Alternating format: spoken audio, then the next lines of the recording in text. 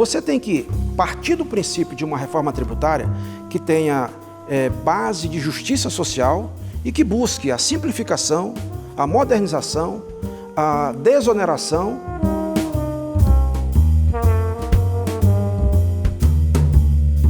Por que a Câmara partiu para uma segunda proposta e não continuou na discussão da proposta do deputado Rauli? Nós estamos num ponto de maturidade de tentar convergir as duas propostas.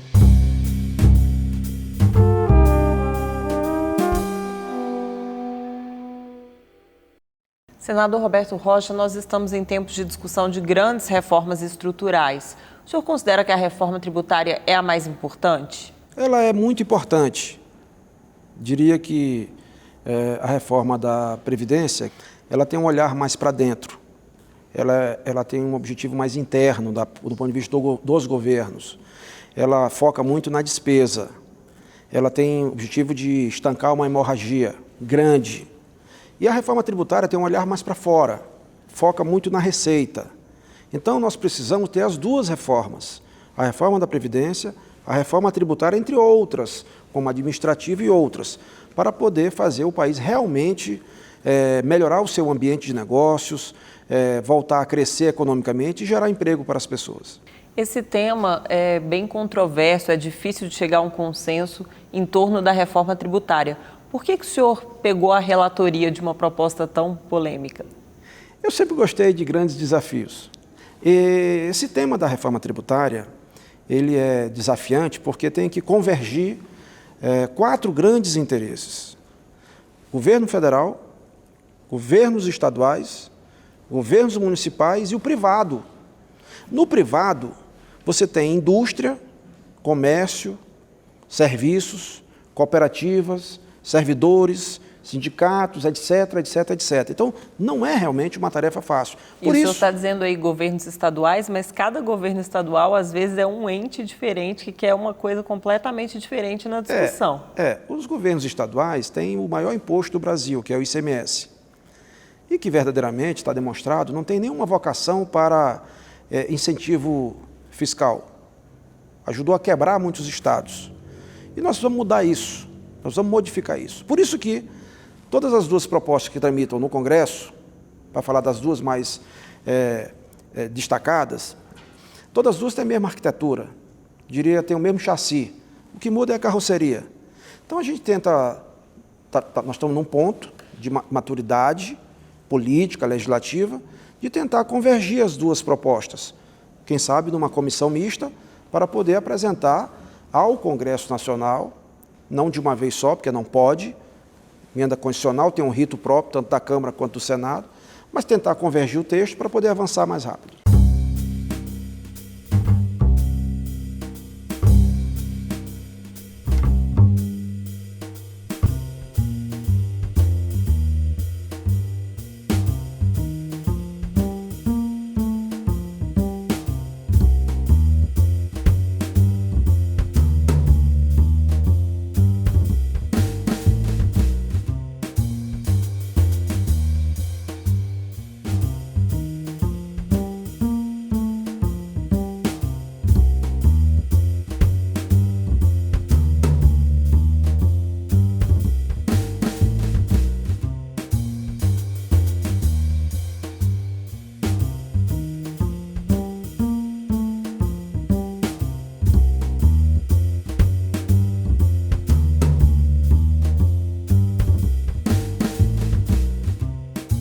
A proposta do Senado vem de um texto que já tinha sido aprovado na Câmara, que é do ex-deputado Luiz Carlos Rauli, foi apresentado aqui no Senado pelo presidente Davi Alcolumbre.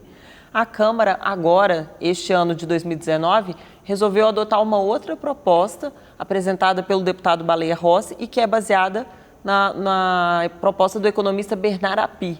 Por que a Câmara partiu para uma segunda proposta e não continuou na discussão da proposta do deputado Rauli?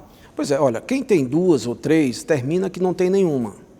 Por isso que é importante buscar o entendimento no campo político. Uma comissão mista não tem nenhum respaldo no regimento. Ela não existe no mundo real, no mundo legal. Mas ela tem uma importância política, de buscar construir um consenso. Agora, a nossa proposta, a do Senado, que, como você disse, foi encabeçada pelo senador Davi, presidente do Senado hoje, e mais 65 senadores, inclusive eu, ela já foi discutida e votada por unanimidade a favor na comissão especial da Câmara. Está na mesa do Senado desde o ano passado. A discussão é como é que a gente vai tentar construir esse entendimento, uma vez que ambas buscam criar, por exemplo, o IVA, o IBS, Imposto de Valor Agregado, Imposto de Bens e Serviços. Todas as duas têm a mesma proposta. Então, nós temos o desafio no tempo de diminuir a carga tributária, que é muito alta no Brasil. E ela é 35% em cima de 60%, porque 40% é sonegado. Quando você vai ver para o total, é muito mais de 35%. Essa proposta é de simplificação tributária, mas não é de redução tributária, certo? Não, a gente não pode fazer uma reforma tributária partindo do pressuposto de diminuir a carga tributária agora. Isso não existe. Quem disser isso está equivocado. Por quê? Porque os estados, os municípios, sobretudo, a União também está caminhando para isso, esgotaram completamente a capacidade de investimento. Não tem mais dinheiro. Então, você tem que partir do princípio de uma reforma tributária que tenha base de justiça social e que busque a simplificação, a modernização, a desoneração e a simplificação no sentido de ser moderna, de ser tecnológica. 97% das transações no Brasil hoje é com eletrônico. O dinheiro é eletrônico. Então é fácil de você tributar. Agora, o que você não pode é conviver com um sistema lá do século passado, onde é muito regressivo, onde quem tem menor capacidade contributiva paga proporcionalmente mais do que quem tem mais capacidade contributiva. Você consegue rastrear numa conta bancária, por exemplo, o que é pagamento de bens e serviços, de produtos e serviços, e o que não é? Porque senão é uma CPMF, né? Se for tributar qualquer transação, é uma CPMF. Não, peraí. CPMF é uma tentativa de pegar o teu dinheiro que está lá no banco, é a extensão do teu bolso. Não cabe no teu bolso o teu dinheiro, você põe no colchão, no armário, ou você põe no banco. Aí depois que você pagou tanto tributo para ter aquele dinheiro, aí a CPMF vai e pega mais uma vez uma parte daquele dinheiro. Essa é a CPMF, que muita gente não quer, ou a maioria não quer, ou ninguém quer. Outra coisa é o sistema eletrônico. De você ir num restaurante, pagar uma conta com o seu cartão, e você pagar o imposto, o tributo, a partir daquela transação que é feita pelo sistema eletrônico. É diferente completamente. O senhor é a favor da CPMF? Não. Não, acho que ela tem um efeito muito danoso. Ela teve uma função lá atrás, quando foi criada na década de 90. A CPMF, o Brasil, tinha 1,5% de inflação ao dia. Tinha 45% ao mês. Tinha mais de 5.000% ao ano. Então, outra realidade completamente diferente de hoje. Outra realidade completamente diferente. Eu posso até admitir, Glauciane, que a gente pode um dia, quem sabe no futuro bem próximo até, a gente discutir, e o mundo já está discutindo isso, que o Flávio Rocha fala, um microimposto. De todas as transações, um imposto único, do sistema financeiro. Aí você tem que saber, vem cá, mas qual é a alíquota? Tem que saber qual é a alíquota. A alíquota da CPMF lá atrás era 0,38. Você vai pagando várias vezes a CPMF, a movimentação financeira. E ele é criticado muito pela cumulatividade, está entendendo? Mas, de repente, eu solicitei ao Banco Central a informação da base de cálculo, quanto que o Brasil circula, que de repente pode dizer que é 1%. 1% pode arrecadar R$1 trilhão, que é o que hoje mais ou menos arrecada, e aí resolve o problema, entendeu? Eu não sei, mas isso não está em discussão agora. O que eu estou dizendo é que o desafio é esse, porque você está no mundo digital. O que está em discussão agora é a unificação dos impostos de consumo. Simplificação e modernização. Se a gente fizer isso, simplificação e modernização, trazendo para o sistema eletrônico, a gente já vai estar mais da metade dos problemas resolvidos. Nós temos uma quantidade imensa de dívida ativa. Isso é coisa louca. Ninguém paga. Aí vai aquele faz de conta, vai para a dívida ativa. Você sabe quanto é que gasta, quantas horas por ano para a pessoa administrar uma empresa, administrar o sistema tributário, a sua responsabilidade tributária? 2.000 horas. Isso gera, para as empresas brasileiras, no total, uma despesa de 35 bilhões de reais. O governo, por sua vez, que é sócio dessas empresas, ele, para arrecadar o governo, ele, na burocracia tributária, ele gasta 1% do PIB. O PIB esse ano vai dar mais ou menos 1 trilhão, então ele gasta 68 bilhões de reais, só a burocracia tributária. Você tem renúncia fiscal de 500 bilhões, 300 do federal, 150 estadual e 50 municipal.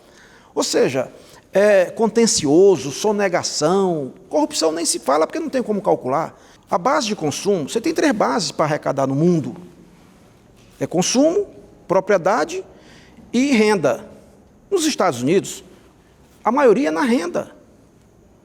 Aqui não, a maioria é no consumo. A proposta não institui, por exemplo, um imposto sobre grandes fortunas, que está sendo discutido agora na eleição americana e no Brasil está previsto na Constituição, mas ainda não foi criado. Por quê, senador? Olha, eu sou a favor de taxar grandes fortunas na herança e na doação. Eu sou radicalmente contra taxar a grande fortuna na poupança. O que significa isso?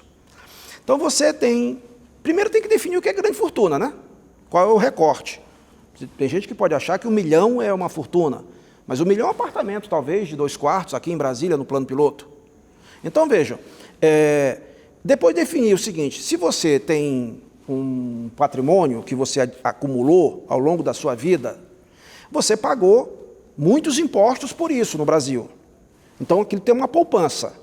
Tá bom. Como é que você vai pagar de novo? Aí outra coisa é na herança e na doação. Então, aquele patrimônio você vai ter herdeiro. Aí você paga alto, como é nos Estados Unidos. Então, é na herança e na doação. Taxa. O mundo todo faz isso. O Brasil é um faz de conta nisso. Sabe por que eu sou contra, a princípio, no patrimônio? Porque o mundo hoje ele é plano, é digital. Aí você tem aqui uma diferença da Grécia, qual é? O que nos diferencia da Grécia? Crise econômica uma atrás da outra. É que lá não tem uma moeda própria e não tem principalmente a reserva cambial que nós temos. 400 bilhões de dólares de colchão, que nos protege das crises internas e externas. Ora, na medida em que você faz uma tributação na grande fortuna do patrimônio, por exemplo, o fundo de pensão das velhinhas de Boston, tem bilhões investidos aqui no Brasil, uma hipótese. Como é que esse mercado faz? Rentabilidade versus segurança. Então você vai botar o seu dinheiro no lugar que tem uma rentabilidade boa, mas que também tem a segurança. Aí você vem e bota teu dinheiro aqui. Aí se o Brasil vem e cria mais um imposto de cima disso aqui, ciberneticamente, não é nem o dono do dinheiro, a agência que é contratada para cuidar disso, põe em outro país. Ele vai mandar para outro país. E aí o Brasil quebra.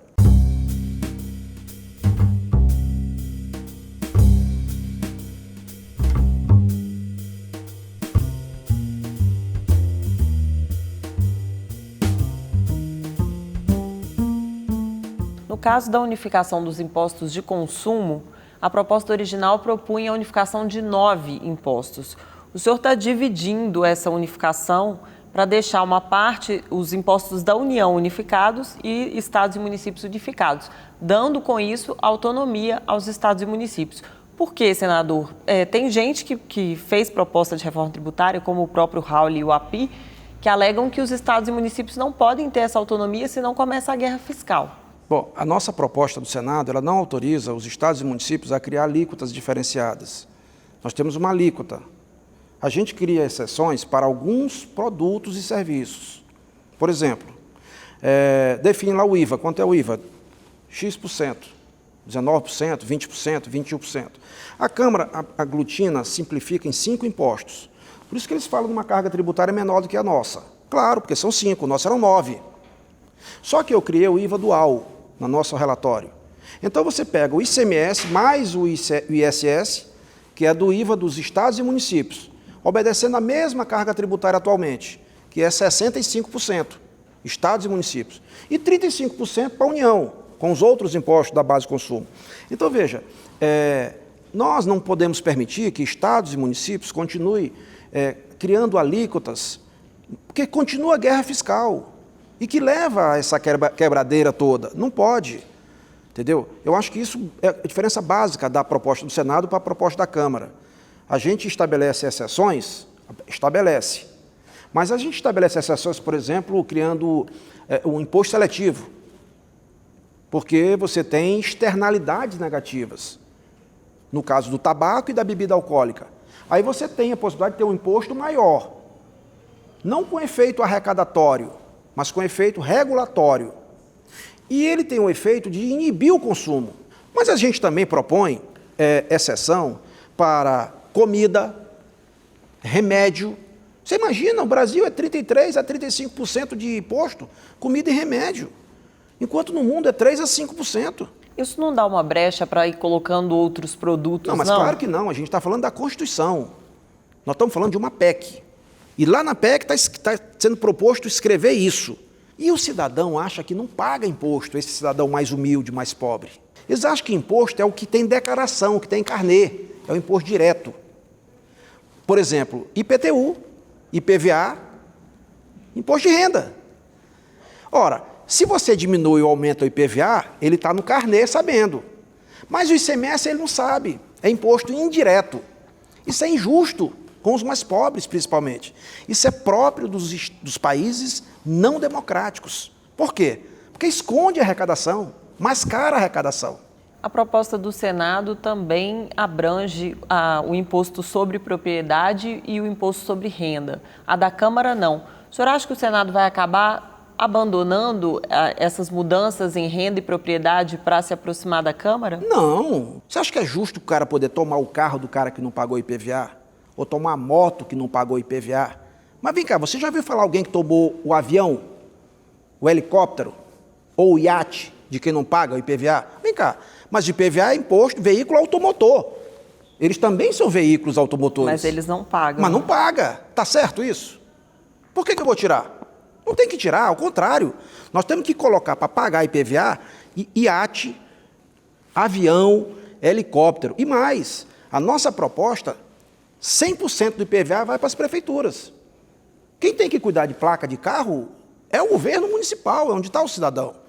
O IPVA, o ano passado, arrecadou 44 bilhões. Metade dos municípios, metade dos estados. A proposta nossa encaminha tudo para os municípios. Assim como o ITCMD. Vai 100% para as prefeituras. Isso agrega para as prefeituras do Brasil um ganho real, já no primeiro momento, algo em torno de 30% do FPM. Então, dos 3 entes, quem passa a ter um ganho real é o município. Nós estamos falando de quê aqui no Senado? Pacto federativo. Isso se chama pacto federativo. Tirar de quem tem mais e dar para quem tem menos. E como é que compensa os estados? No IVA. Por que a reforma tributária não está entrando nas discussões do Pacto Federativo? É porque ela é tão complexa, árida, tão técnica, que ela não pode estar misturada com outra proposta. Não pode estar num pacote. Eu acho que as entidades, de um modo geral, no Brasil, conhecem já melhor e têm pelo menos é o que nos chega, o feedback, uma simpatia pela proposta do Senado. O governo tem simpatia por essa proposta? Também tem. Olha, o governo nunca mandou uma proposta dele para o Congresso. Até porque se mandar oficialmente, começa por onde? Vai mandar ainda? Não, começa por onde? Pela Câmara. Então, exatamente respeitando o Senado, que também está discutindo isso, o governo não fez esse encaminhamento formal. Porque se o Executivo manda, começa na Câmara. E aí aquela coisa da Câmara com o Senado. E é por isso que a gente hoje trabalha na perspectiva da criação de uma comissão mista. O governo ainda vai mandar sugestões de mudança à proposta? Está mandando. Esse diálogo já está acontecendo. Dialoga conosco, dialoga com a Câmara, tanto é que eu disse que já fizemos o IVA dual. O governo, todo mundo sabe, queria muito a movimentação financeira. Isso me parece foi sepultado. De forma que eu acredito, sabe, que nós temos assim que nos basear em dois horizontes, assim, 2 faróis. A necessidade de mitigar a regressividade. É muito regressivo o imposto. Já disse, quem tem menos paga proporcionalmente mais do que quem tem mais. E, em algum momento, nós temos que discutir com seriedade a desoneração da folha de pagamento. Como é que a desoneração da folha de pagamento será financiada? Olha, ela pode ser feita, como pensava fazer setores da Secretaria da Receita Federal, pela movimentação financeira. Você diz assim, não vai ter mais movimentação financeira? Você diz assim, bom, a contribuição patronal, quanto é? 20%. Quanto que foi a contribuição patronal ano passado? 265 bilhões. Esse dinheiro é da Previdência.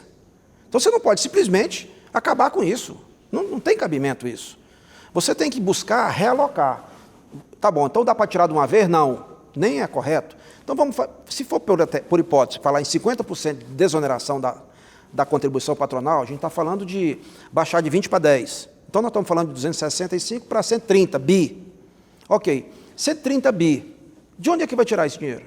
Tem que ser de algum lugar. Ou você tira do IVA, aumentando o IVA, ou seja, a carga tributária, ou você tira da contribuição financeira. Aí você tem que buscar um terceiro caminho, que é o que nós estamos tentando fazer. E isso só vai acontecer se a gente fizer isso. Melhorar o sistema tributário, simplificando e modernizando, e a gente conseguir desonerar a folha.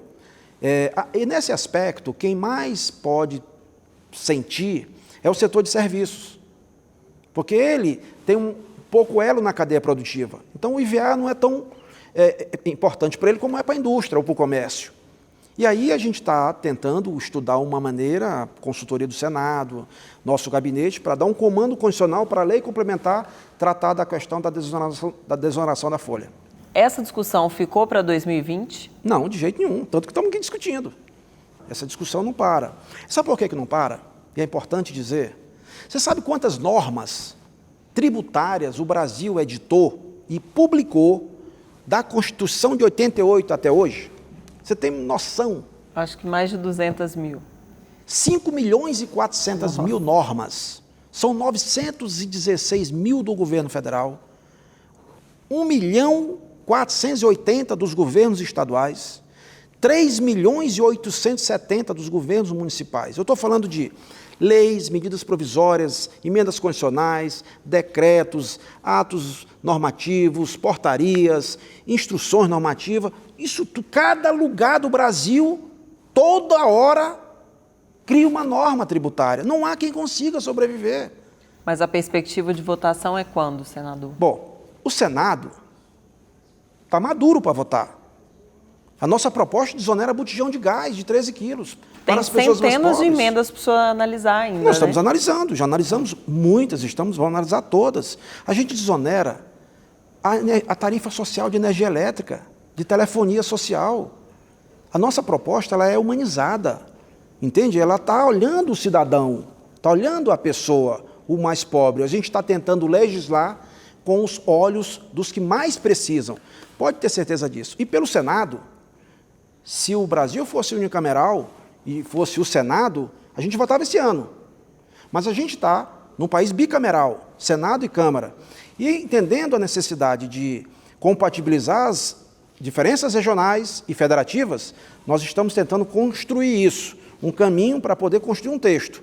De tal modo que a nossa sugestão, e eu digo para concluir, é que na comissão mista, claro, se o presidente é um senador, o relator é um deputado, e vice-versa.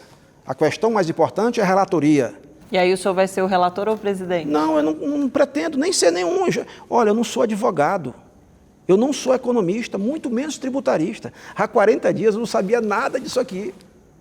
Eu sou um especialista, eu sou político, e como tal, eu tenho a obrigação de ter um olhar holístico, de 360 graus, olhar a floresta de todos os ângulos. Talvez, pelo fato de toda vez tem que escolher um relator, é um técnico. E o técnico se prende em tecnicismos, em academicismos, e por uma disputa acadêmica, não muda de posição, por convicção, às vezes, ou por vaidade. E aí não anda. Da nossa parte, não há nenhum interesse a não ser o interesse público. Senador, eu agradeço pela entrevista e até a próxima. Obrigado a você e a todos que nos deram o privilégio da audiência.